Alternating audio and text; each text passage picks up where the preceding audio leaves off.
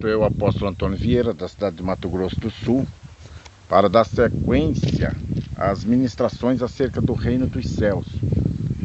Nós concluímos uma série de 3 vídeos relacionadas com o assunto templo, e onde nós deixamos claro que o templo de pedras, essa construção dita templo, dito igreja, ou considerada igreja do Senhor, na verdade não se fundamenta.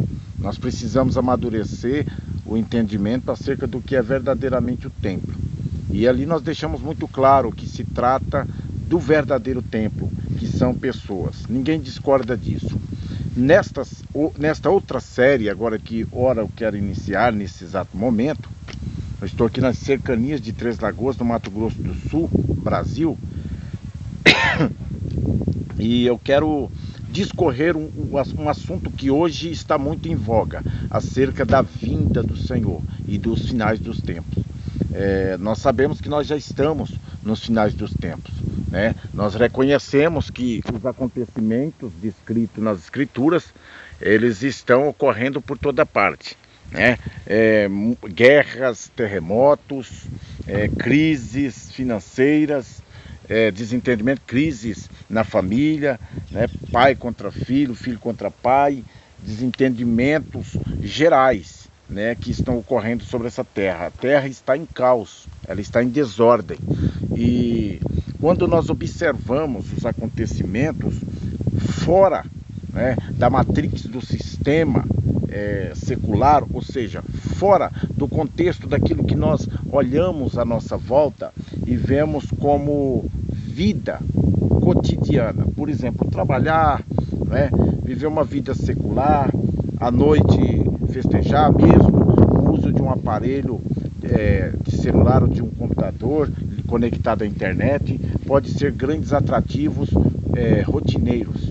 Uma vida que nos agenda, né, rotineiramente, diariamente, semanalmente, finais de semana, pescaria, um aniversário, futebol, né? A vida vai passando, à noite faculdade, de dia o trabalho, e as pessoas vão passando esta vida sem perceber o que verdadeiramente está acontecendo. Copa do Mundo, né? Carnaval, eventos relacionados com esporte, lazer, que envolve as pessoas, né? E assim as pessoas se desviam do verdadeiro propósito de sintonizar o reino dos céus e conhecer o plano, né, descrito das Escrituras, predito pelos profetas e pelo próprio Salvador acerca dos fins dos tempos e da volta do Salvador, do restaurador, do Senhor de toda a terra. Eu quero que nesta tarde, aqui eu estou, né, nesse dia, uma tarde, eu quero que você possa acompanhar o assunto com a sua escritura sagrada, ou seja, a Bíblia, que você tem, em qualquer versão você pode acompanhar a leitura. Eu quero que você esteja atentamente com a sua escritura, um bloco de notas de preferência com uma caneta, para você anotar o assunto. É um assunto muito polêmico, mas eu quero fundamentá-lo completamente nas Escrituras. Será uma série de vários vídeos que eu não quero estender muito a gravação. Em cada vídeo em torno de 10, 12, 13 minutos, até 15 minutos, dependendo do discorrimento aqui que nós estivermos ministrando. E eu quero que você acompanhe esta série. Eu vou ler todo o capítulo, né? Na medida que eu for lendo o capítulo, eu quero que você esteja atentamente anotando o assunto que estará fluindo profeticamente. Eu estarei ministrando profeticamente. Não tenho nada anotado aqui. O que o Espírito Santo for revelando profeticamente neste lugar onde eu estou buscando a face do Altíssimo, em jejuns, em orações, onde o Senhor tem nos trazido para buscar as revelações do reino dos céus. E eu quero que você esteja atento acerca do que o Senhor tem para falar nesse instante. E subsequente outros vídeos estarão sendo inseridos nas redes sociais para que você possa ter acesso a toda a ministração do capítulo 24 de Mateus. Este evangelho escrito por Levi, ou Mateus, um dos 12 discípulos, ele trata, né, ele trata acerca do rei dos judeus, aquele mesmo que esteve sobre a terra, que nós reconhecemos como Salvador. Ele é tratado por Levi como o rei autêntico dos judeus. Inclusive ele dá a genealogia já no início do seu livro. Ele começa falando sobre a vinda, né, do rei. Ele trata a genealogia do nosso Salvador como um legítimo rei, né, que estaria herdando o trono de Davi, que foi rei em Israel. Então ele era um descendente direto de Davi, pela genealogia, ou seja, pelas linhas sanguíneas de gerações, passando até chegar ao nascimento do rei de Israel, ou seja, o Salvador, o restaurador. Então Mateus ele trata, né, com clareza que o nosso Salvador que aqui esteve e morreu na cruz, humilhado, que passou pelo que passou, ele é o legítimo rei de Israel, não só de Israel, mas é o rei dos reis, soberano dos soberanos. E ele virá. E o objetivo do livro é tratar justamente sobre a vinda e o que precede esta vinda do nosso rei. E ele começa descrevendo sobre o templo que estava construído ali, que nós discorremos nos vídeos anteriores, na série O Templo.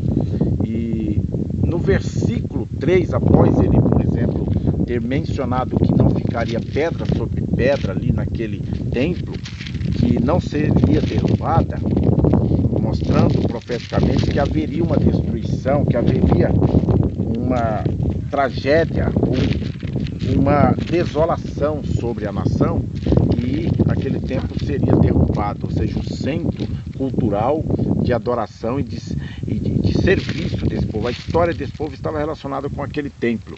E então ele disse que não ficaria pedra sobre pedra, profetizando a destruição daquele templo que iria acontecer ainda naquele século, ou seja, uns 36 anos posterior à sua vida, após a sua morte. Esse templo ele veio abaixo e foi destruído. E ele diz assim no versículo 3, após ele profetizar a destruição do templo: ele estando assentado no Monte das Oliveiras, Mateus capítulo 24, preste bem atenção, versículo 3. Estando ele assentado no Monte das Oliveiras, chegaram-se a ele os seus discípulos, em particular, dizendo: dize-nos, quando serão estas coisas? E que sinal haverá da sua vinda e do fim do mundo? Veja, a vinda do Senhor aqui é perguntada pelos discípulos, em face de ele ter profetizado uma tragédia, uma catástrofe. E então eles perguntam qual vai ser o sinal da sua vinda e do fim do mundo. No caso, o fim do mundo não o mundo físico. Essa terra ela não será destruída. A terra jamais será destruída. A terra ela foi dada aos filhos dos homens. O Senhor fala isso no Salmo. E que esta terra ela vai passar sim por um período de provação e de restauração.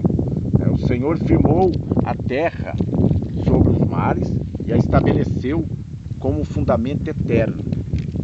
Essa terra ela é o projeto do Todo-Poderoso para o homem espiritual que ele criou, Adão, a princípio.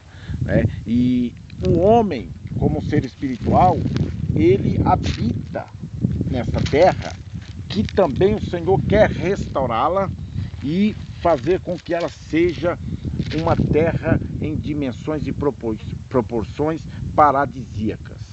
Tal qual o paraíso, o Éden. Você vê lá em Apocalipse, no final das Escrituras, você vê no último capítulo a restauração dessa terra, a vinda, do paraíso e o surgimento de novos céus e nova terra e a restauração total desta terra. Então, nós não podemos de forma nenhuma presumir que esta terra será queimada e que ela será destruída e que nós de uma vez por todas iremos para o céu e não haverá mais terra. Isso não tem fundamento nas Escrituras. Vários textos profeticamente mencionando a restauração e o reinado reinado do Messias, por exemplo, no capítulo 11 de Isaías, mostra uma restauração plena, um governo de paz e de justiça sendo estabelecido sobre esta terra. O Senhor Jesus, como descendente de Davi, a Bíblia diz em Lucas capítulo 1, versículo 32, que ele herdaria o trono de Davi e o seu reino não teria fim. Mesmo a Davi, no capítulo 7, versículos 12 e 13 de 2 Samuel, quando o profeta Natã chega até Davi e diz: quando findares os teus dias e desceres à casa dos teus pais, então, que é a morte de Davi, que está sendo ali predita por Natã, então ele profetiza: eu levantarei o teu descendente depois de ti, que procederá de ti, das tuas entranhas. Este edificará a casa ao meu nome, e o seu reino não terá fim. Não está falando de Salomão. Salomão edificou o templo, edificou uma casa ao Altíssimo, uma casa terrena, uma casa terrenal, mas ele entregou o trono, o reino, para os babilônios. Ele morreu em desolada idolatria, ele não teve o mesmo projeto real que Davi viveu. Então, esse descendente que viria, profeticamente, está sendo dito ali como aquele que edificaria uma casa ao nome do Altíssimo, e o seu reino não teria fim. É o reinado do Messias, do Senhor Jesus. E então ele vem para viver e restaurar essa terra na sua plenitude paradisíaca, na sua total performance projetada pelo Altíssimo inicialmente no Jardim do Éden, agora toda a sua extensão restaurada. Então o fim do mundo não está relacionado com o mundo físico, mas sim com o mundo histórico, o mundo secular, social, mundo de tempos em tempos, esse mundo de reveses e de acontecimentos e marcos, seculares, bem como a própria humanidade, no sentido da sua autoexistência, da sua autopromoção. A humanidade, ela caminha com uma característica única e própria, contrária aos projetos do Altíssimo. De fato, o mundo ele está debaixo da influência e da autoridade de Satanás. O rei, o Senhor, ele hoje não reina absoluto. Ele tem autoridade sobrenatural, de fato ele está acima de tudo, ele controla tudo, mas a sua autoridade ainda está limitada, porque por um período de tempo Satanás está reinando. A Bíblia diz em 1 João capítulo 5, versículo 19, que o Deus que o mundo jaz no maligno. O mundo está debaixo da influência do maligno. Então, esse mundo aqui, que será findado, que os discípulos perguntam ao Senhor ali na sua intimidade, no particular, não é de fato o mundo geográfico. Tenha isso muito claro, tenha isso muito compreendido. É o mundo sistemático, o mundo do pecado, o mundo da injustiça, o mundo em que Satanás tem influência e permanência hoje de reinado. Mas os seus dias estão contados. Em breve, muito em breve, o reino eterno será estabelecido sobre esta terra. E os discípulos continuam, versículo 4. E Jesus respondendo disse-lhes: acautelai-vos que ninguém vos engane.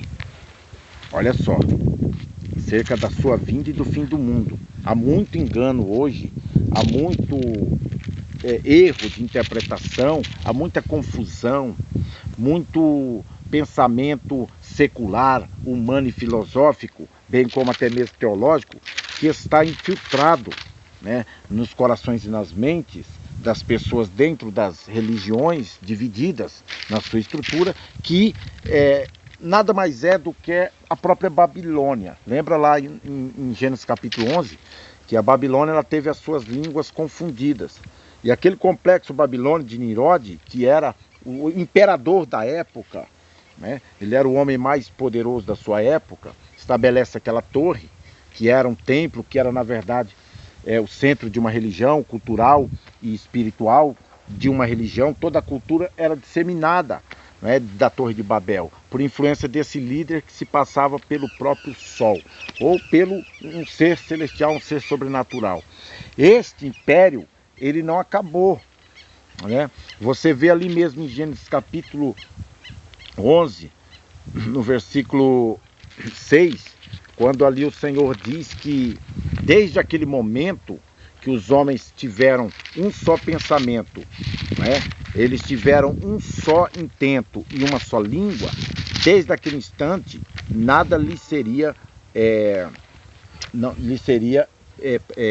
impossível. Diz aqui, eu vou repetir o texto. Capítulo 11, versículo 6 de Gênesis, pode anotar, por favor? E o Senhor disse: eis que o povo é um, e todos têm uma mesma língua. E isto é o que começam a fazer. E agora não haverá restrição para tudo o que eles intentarem fazer. Eu tenho um vídeo gravado acerca de Babel, acerca da Torre de Babel. E você pode acessar e procurar.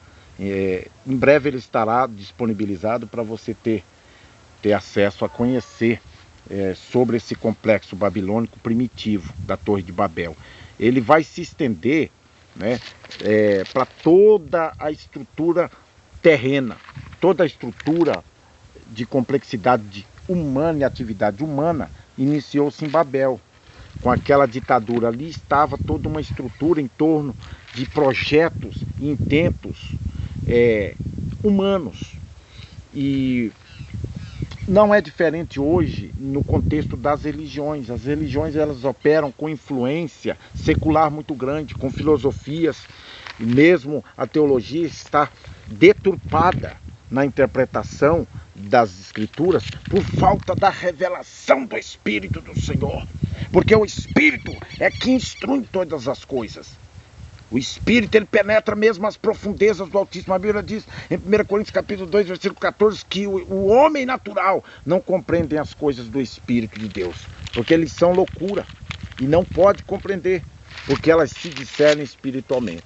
Mas o espiritual, versículo 15 diz, ele discerne tudo muito bem, e ele de ninguém é discernido. Para você compreender as Escrituras não é um texto comum que qualquer padre, qualquer religioso, pastor, ou mesmo um filósofo, um historiador, ele pode ler, mencionar, mas a revelação, ela está relacionada com o Espírito Santo, que precisa habitar na vida daquele que faz uso das Escrituras.